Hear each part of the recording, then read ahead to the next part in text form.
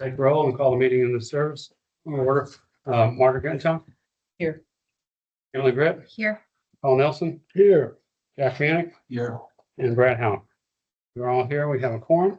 With that, we'll call the meeting to order. And if you're joining for the opening convocation, and pledges to the flags.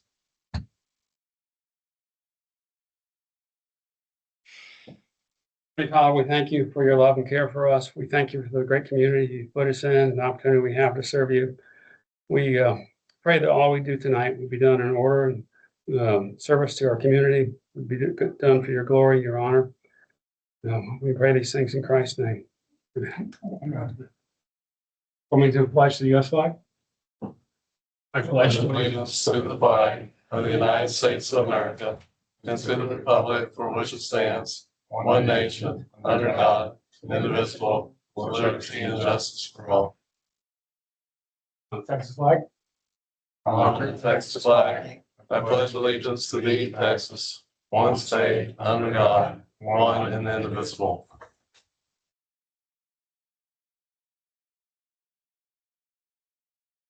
Thank you all. Any comments from the public? No. Okay. Any adjustments? Consent agenda, items 5 through 8 are in the packet. Any comments or questions on those?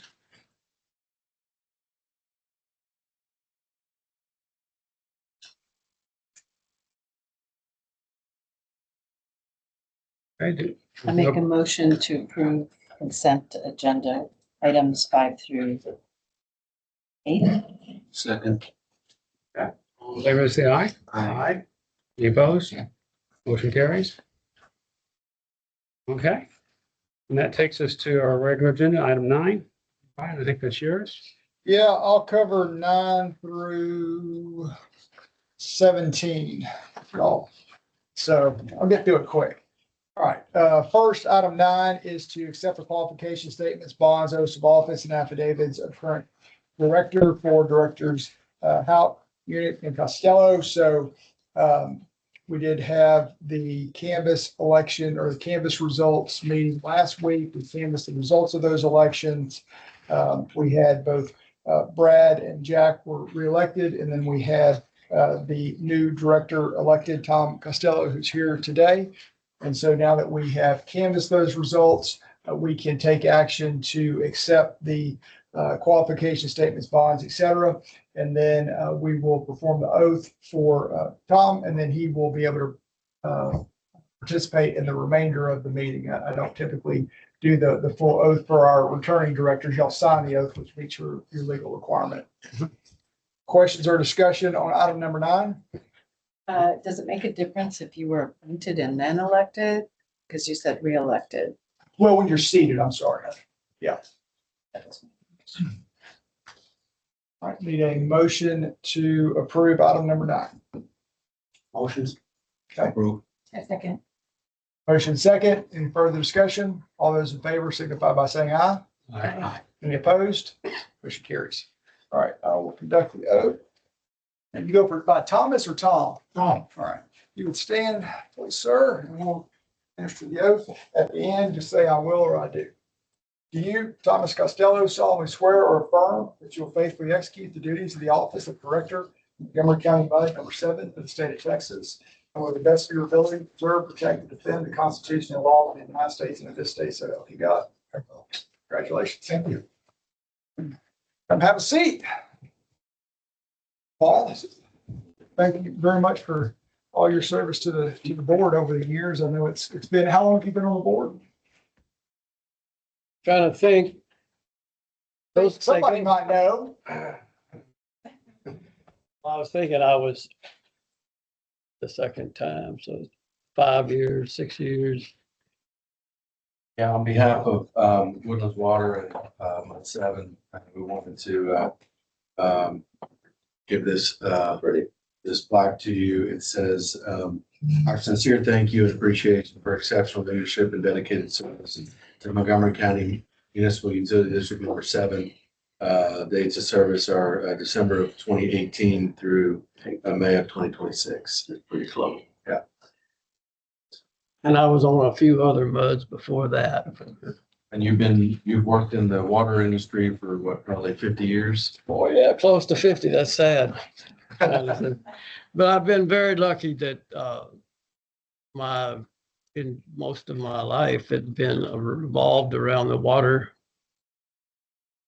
subject of water from quality, et cetera. And I think I've been one of those guys lucky enough to have a vocation that was my same as my avocation. So I'm not going to go away. Y'all know I'm not embarrassed to say what I want to say. I will say that I was just telling Brad that most of the ones that I'm sitting with were fairly new and to the business, I think. But I think that they've all dug in and tried to learn as much as they could, not coming here with the thought that they knew everything. So anyway, I very much appreciate the award and I appreciate the time. And I said, I will hope to come back, and if you do everything right, I won't be speaking publicly. Thanks so much. Paul, we also went from the directors, not as fancy as a plaque, but maybe more useful. Yeah. With Woodlands Water logo on it. In the Yeah. back, it says, "To appreciation your service, Paul Nelson, MUD 7 Director." Oh, that's so great. I think I've been thinking for 15 years about how I wish the Woodlands Water, so you could show that you were drinking municipal water. It didn't cost $6 a gallon. Now I have. Yeah. Thanks so much. Thanks so much for your service.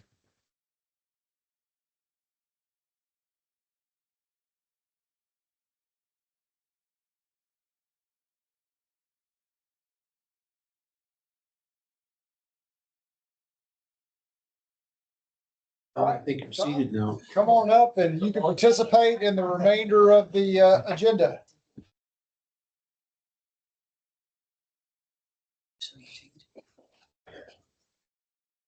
We know who he is.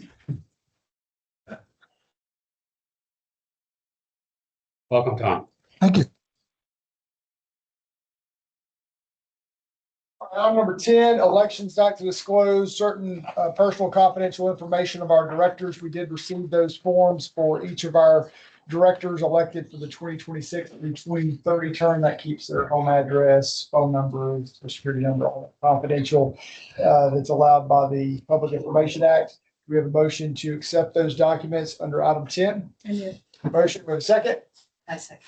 All those in favor, signify by saying aye. Aye. Any opposed? Motion carries. Item 11, election of officers to the board. So refer to the cover page of the packet there. It has a list of who all the current officers and trustees are.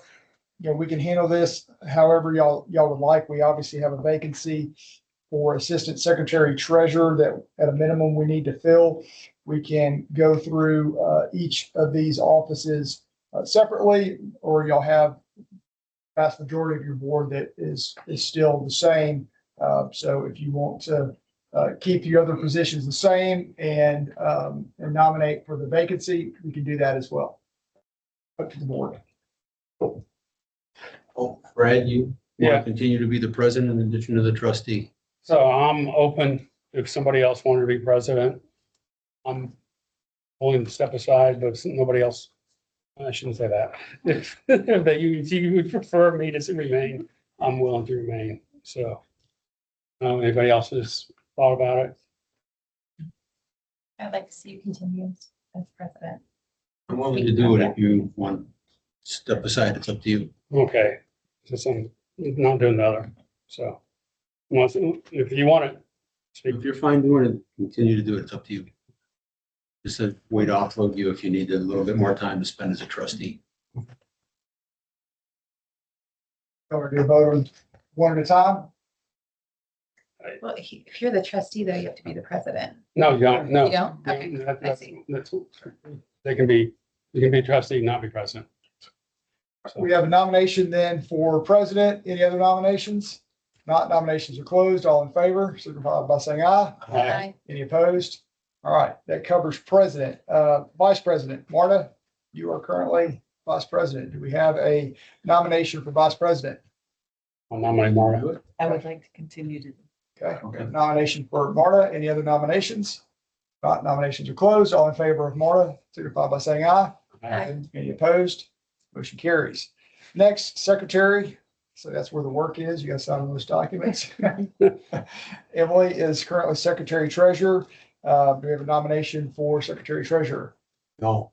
Would you like? I'd like to continue. Yeah, I'll nominate. All right, we have nomination, other nominations for secretary treasurer. If not, nominations are closed. All those in favor signify by saying aye. Aye. Any opposed?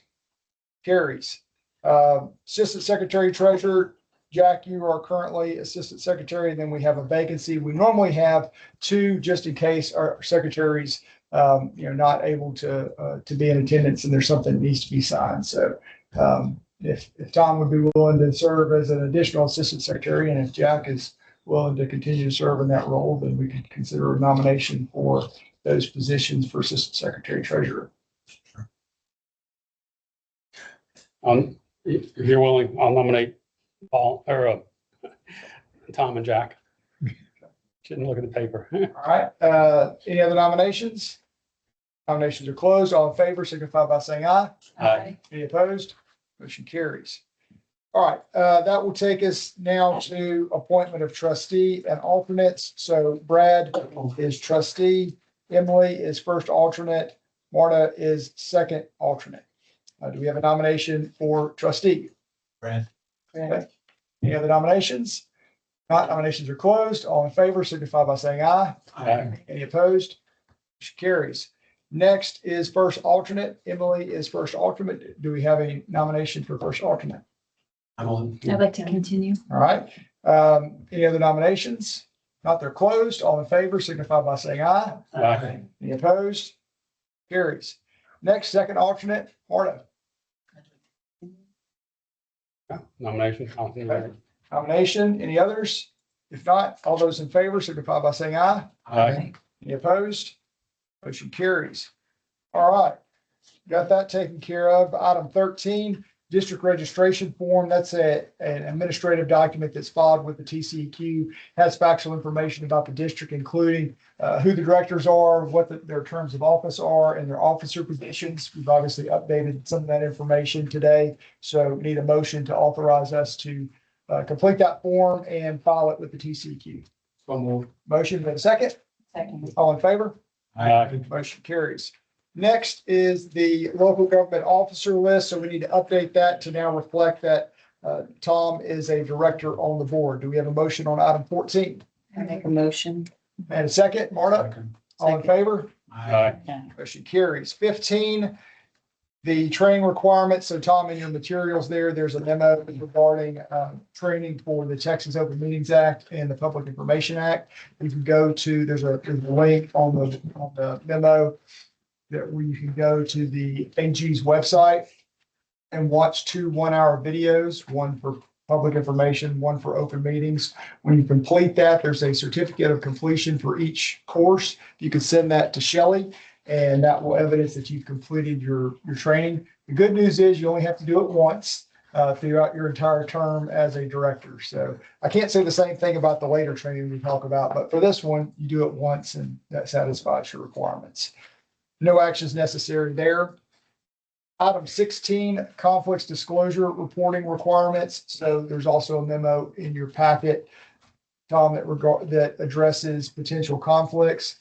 Vast majority of the time, there's no issue with conflicts. If there is a potential issue, it's always very fact specific. So if you think you may have one, give me a call. We can talk about what the facts are and what action you might need to take.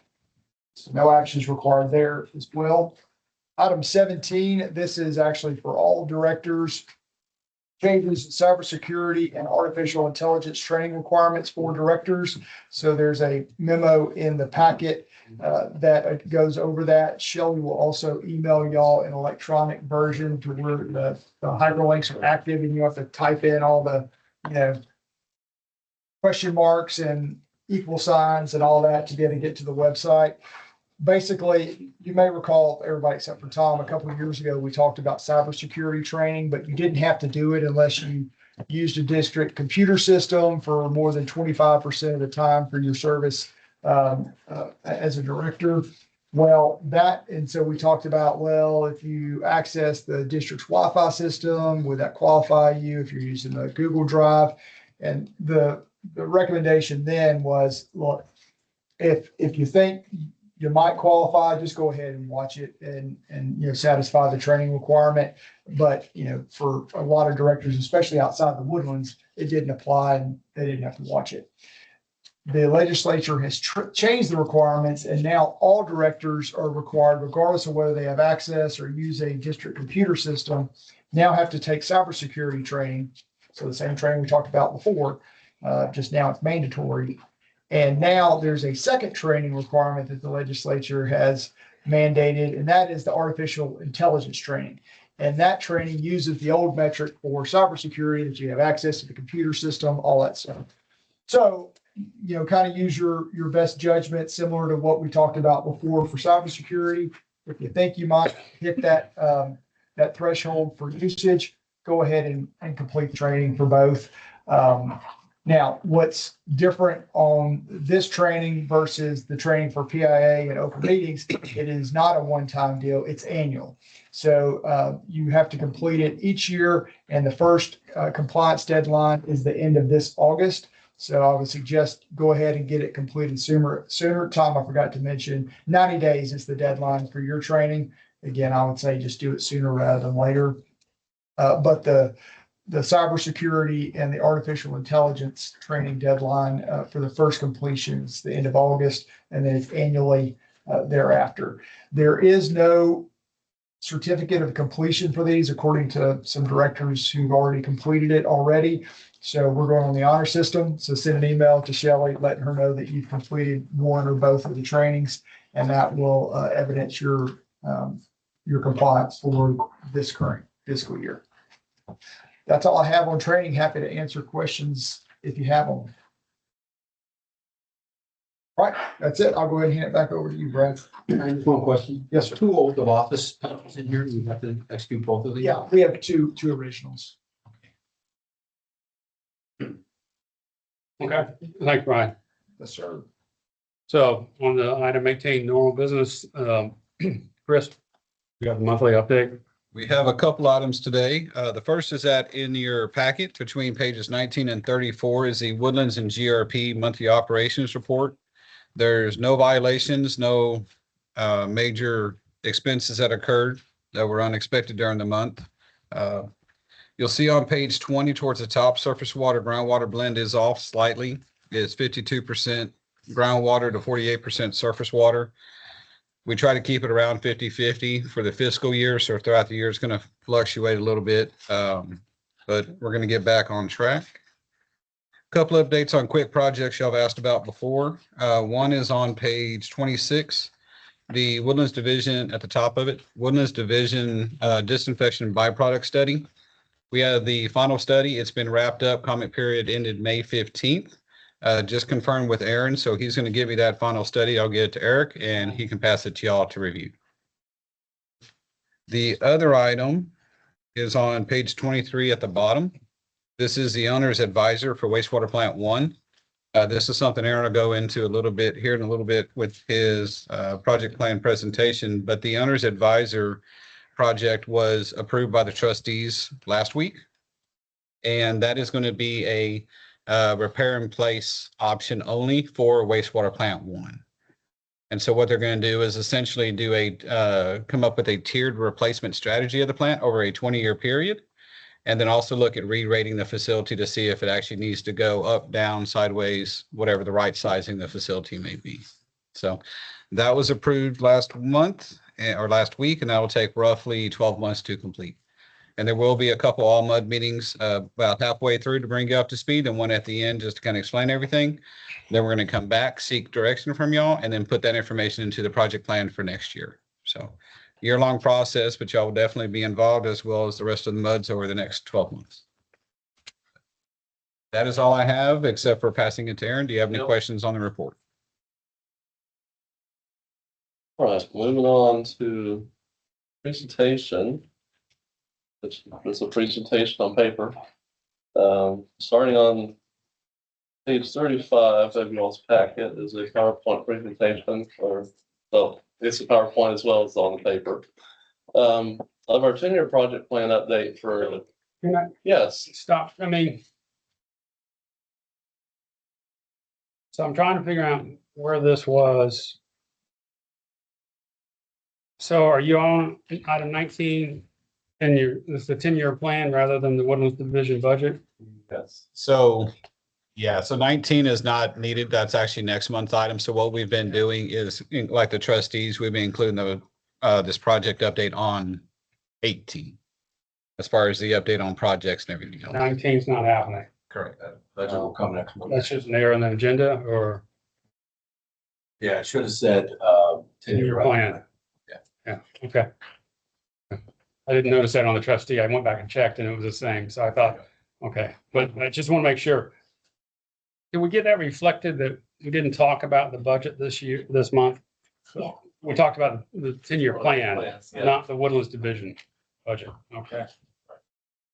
So, It's just received and discussed, no action on project plan and really no action on it at all. We'll talk about that here in a little bit, how that all works.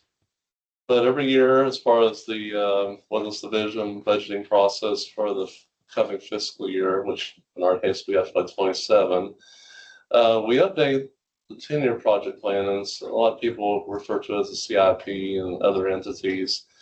But it's a 10-year look ahead on the large projects, whether it be ones that go from design to bid to build, or studies of certain parts of our infrastructure, planning for future needs, laying that all out into a 10-year plan so that we can not only have a prioritized list of projects as far as the priority is concerned and how soon we need to do them, but also then to plan ahead for the funding to do those projects. So every year we update this. Pretty much the ones that we really have to nail down are the ones for the coming fiscal year, because those go into the budget for that coming fiscal year. This presentation, by the way, has already been presented to the audit committee, which Brad is on. That was about a week ago, or 2 weeks ago. And then last week we presented it to the Woodlands Water trustees. For the benefit of some of the newer folks here, what is a 10-year project plan? As I mentioned, it's a series of projects like a CIP, where you're planning ahead using your asset management strategy. We have a adopted asset management plan in correlation with studies. We have done many studies over the past number of years, and I'll get into that in a little bit, to look at our different parts of our infrastructure, whether that's water plants, wastewater plants, the linear assets, water lines, wastewater lines, elevated storage tanks, lift stations, etc.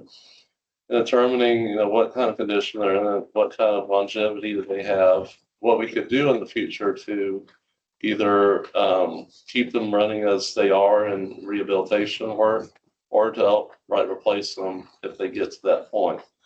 So that's how this all works out. Like I said, we just need to plan ahead so we have the money on hand when it's needed. But however, it's fluid and not set in stone. So I mentioned we've done studies in the past. We will be doing more studies as part of this project plan. Every 10 years or so, we like to do a refresh of those studies on those different parts of the infrastructure so that we can look back on where we were and where we're at now, and see if the conditions and the circumstances have changed.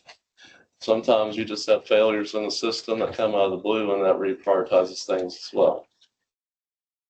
Moving on to slide 37, which pretty much I just talked about, doing studies, looking long-term viability in conjunction to our asset management plan.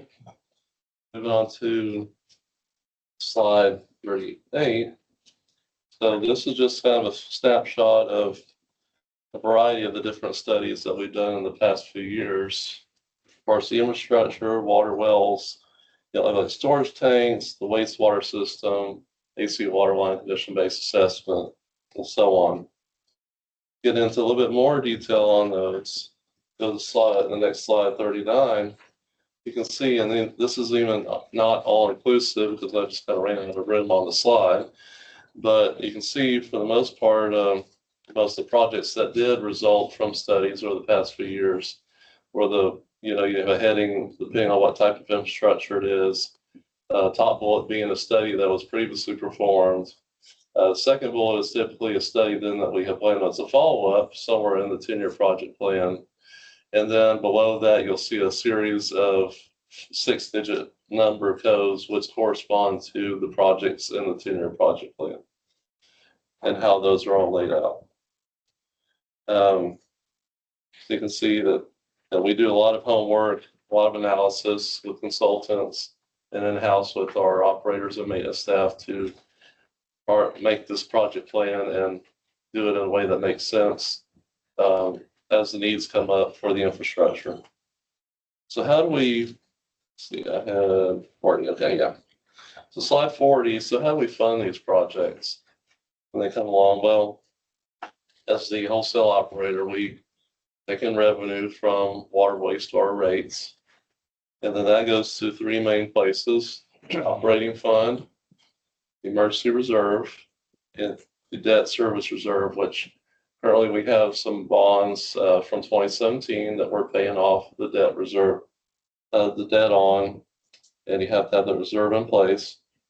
Then going on from the operating fund, which includes all the different things for the fiscal year, including the proceeds to go to the R&R fund, which I'll talk about here in a second, but also includes salaries, insurance, chemicals, all that type of stuff.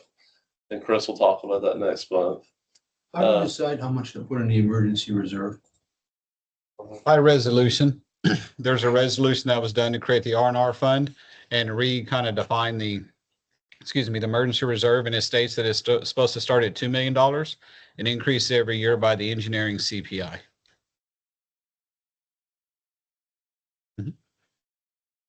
So every time we do a plan for a coming year's fiscal year budget, we plan for a transfer on a monthly basis over that coming fiscal year into the R&R fund for these projects. And the R&R fund will set up so that you could have an ongoing fund for defined projects where the funds themselves would live with the projects rather than have to be cut off each fiscal year as you start and stop. It just allows for continuity with the project rather than having to reintroduce it every time you have a fiscal year. Also, we have gotten a grant from the federal government, a community grant to pay for one project or most of one project, which relates to flood mitigation at a lift station. And then the remaining projects, which are more of the major projects, which are transfers to the R&R, just cannot keep up with, exceeds the entire O&M budget for large maintenance projects. So we had in 2017 over $40 million from a bond. We spent about half of that on projects we've already done, and we still have about half left, which will be funding several projects, both that are ongoing and continuing in 2027, and some that'll start in 2027 and go on the further fiscal years. So we're going to use those up. Maybe this isn't a funding question. Maybe it's for somebody else other than you, but it seems like it's a 2-step process. There's authorization of the bonds, which generates the funds. And then there's a follow authorization on an annual budget to spend the money that's from the bonds. Or is that I don't think it's an annual thing, is it, Chris? It's just it's just continuation as the projects come along. well, I mean, okay, but I mean, the money that's generated by the bonds does it have to be approved as part of a 10-year project plan and an annual budget? We include it in the project plan as informational purposes, but the actual proceeds come from the bonds. So the supplemental agreement that authorizes the bonds also gives us the authority to spend it just on those projects. That's what we did in 2017. So once you approve the authorization, we have no say over how that money is spent. Brad, we have received, we're going to cover this on the next item. Yeah, okay, maybe that's why. Yeah, so we've received some feedback, including yours, about the drafting the supplemental, and so we are, Eric and I are working on some revisions to that to address some of those concerns, including that one, so Okay. we'll have more to come on that. Okay. This makes it look like it's part of this work process, of moving money from the bonds to the project. So the 2017 bond said, in this case, it said we could only spend it on 3 projects. So any project we want to spend it on, other than those 3 named projects, we do have to go back to y'all for authorization to spend it. If you don't spend it, where does it go? It just stays there. It just stays there until, yeah, I mean, Well, you're gonna have ultimately- arbitrary. Yeah, ultimately it goes to the R&R fund. The supplemental agreement has kind of a residual destination. So once a project is completed or deemed unnecessary for some reason, which I don't think the projects we're talking about would be deemed unnecessary. We've got a lot of scrubbing to get to this point.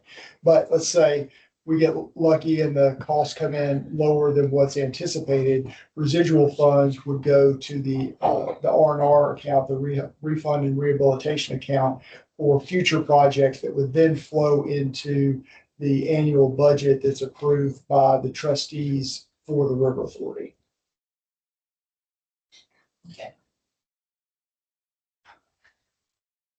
So the other source of funds that are as a current unrealized are those ones still for the projects such as the water line placement projects. We also have some wastewater projects further out in the future, which we will reevaluate as part of some studies that we'll do in a few years. They were originally based on a study done in 2017, so we're going to redo that again in a couple of years to reprioritize those if necessary. But the supplement agreement that y'all been talking about is for those first 2 water line replacement projects, those tier 1 projects. So as of now, they're considered unfunded. Next page, 41, just kind of an overall way of the way we present the budget, and kind of gotten into that already a little bit. But as far as y'all are concerned, the process starts in May of the the year of the next before the fiscal year starts for us. So that is when we do the presentation of the 10-year project plan. Then next month, we'll make the presentation of the draft O&M budget, which I mentioned includes the funding for those deposits to the R&R fund for 2027. And then ultimately in July of 2026, there will be a recommendation from the MUDs to their trustee on how to vote on the budget. And then that happens in August by the trustees. And ultimately then the new fiscal year starts with that new budget, September 1, 2026. But overall, our actual project and planning and our budget planning for the next fiscal years started back in October-ish, not long after the past fiscal year started. So we're going to be always in a planning mode as far as that's concerned. The next page, 42. So this is kind of one big thing of note from where we've been and where we are to where we're going for now. So the past 2 years in the project plan, we had roughly $700 million worth of projects. This year's proposed project plan is $353 million worth of projects. So roughly half, or a little less than half than last year. The reason behind that is that till last year, we had planned for the potential of going forward with a replacement of the wastewater plant number 1 in a variety of different ways, but planning for the overall capital expenditure to build that new plant. After more discussion and further direction, we're taking that out for now. Particularly now that we're looking at a process of replace in place or repair in place at the existing facility. In addition, the analysis of the SFDUEs by Woodlands Water Agency. Is going to feed us information with a consultant who was approved as part of the owner's advisor project, as Chris mentioned earlier, to take that data and look at regulations and then look at what the right size for the wastewater plant needs to be. And also from that, look at the facility needs over the next 20 years and see when we need to actually implement projects to repair, rehab, or replace those parts of the plant infrastructure. This amount here, is this a 10-year projected cost? $353 million, that's the 10-year cost for all those projects that are in this project In the plan. 10-year period, or some of them overlap beyond the 10-year period? This is just for the 10-year period itself. 10-year period. Yes, sir. Keep in mind that, as Aaron's saying, that does not include anything for wastewater plant 1 at this time. I'll make see about that. Also, when we did the waterline condition-based assessment project or study, that shifted out some of the projects further out into the future, past the 10-year period, which also reduced that dollar amount as well. Moving on then to, Just, Yes, sir. I want to check, make sure everybody understands what you just said. This FY 26 and FY 27 are not an apples and oranges comparison from a scope standpoint. no, The 27 excludes any costs associated with treatment plant number 1, repair or replace or maintain. And slide 2043 kind of talks about that, but just be careful that you don't think we magically saved $300 million. We just have taken it out of scope right now. yeah, let's Okay. move to the next slide. Did you have a question? Yes, I did. Once you determine, do you take that to TCQ to get approved? That would be all part of that process. That's right. And how long does that take? Well, the actual analysis, so this will be a 12-month analysis. And then from there, it's bringing that information back to y'all. Then we don't have funds to implement any of that as it is. So that might be one of the next steps beyond that, but that could be another year in itself. Yeah, when you're talking to re-rating, there's a lot of conversation that needs to go into it because the average daily flow permitted may go down, but your peak may go up. So one of the things to consider is you may just want to stay exactly where you are. But we can talk about that once the owner's advisor actually starts getting data to you. So. And that effort will be kicked off in June, just to let y'all know. So moving on to the next page, this is Brad was alluding to, now we're down to $353 million. That doesn't mean that's all in all done forever. What we need now to look at is what are the needs for the next 10 years from this evaluation. And place in place or repair in place, you're looking at, our best estimates as of right now, looking at the list of projects that we're anticipating needing to be done on the right side, being somewhere between $75 million and $150 million over that next 10-year period. So that's kind of where you could say you could jump back up to if start at 353, and but that's just an estimate, a very high level estimate, and so we'll see where we go from there. That 150 added to 350 takes you up to 500, which really shows the 200 we're saving by not doing all the transmission lines and doing a repair and replace rather than build new. The $200 million drop is more reasonable savings than 350. That is the difference, yeah. Oh, thank you.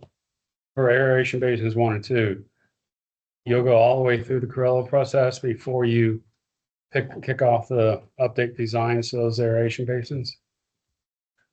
Unless y'all want to give me money beforehand, because I got no money for it. I do have some funding for it. I have about 1.8 million set aside that I could go ahead and reinitiate design.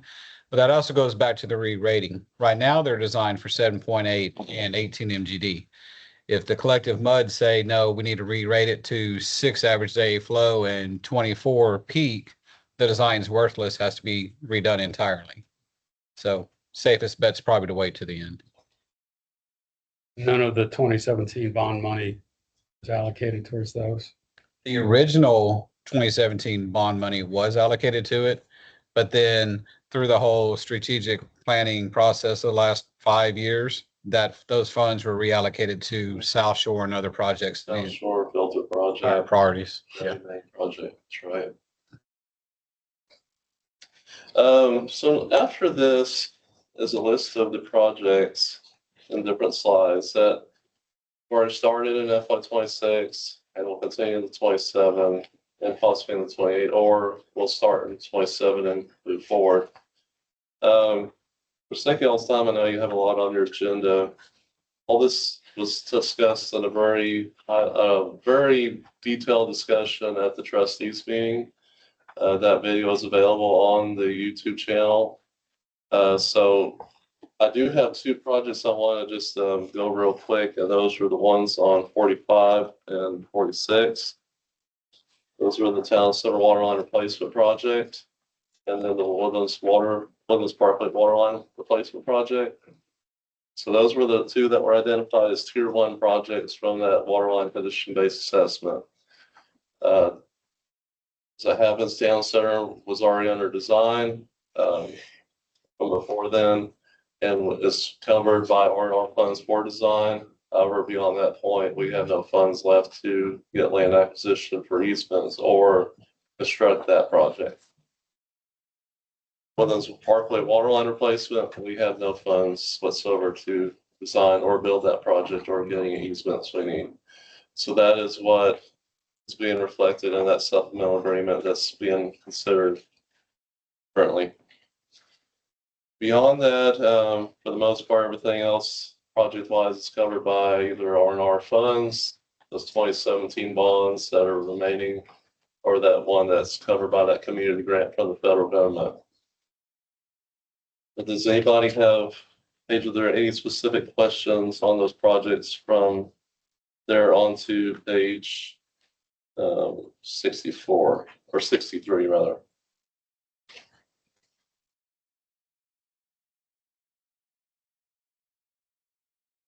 These are all also in much more further details explained in the actual project plan. So, and there you'll have much more thorough description of the background, the justification for the project, the current circumstances, the budget allocation and schedule as far as design, phases each fiscal year, funding source, the schedule, when we do design, when we do construction, all that good information, a map usually. So of course you have an opportunity to send those questions on to Eric, as we go along in the next month as well. You might mention on 64 that you're moving money out of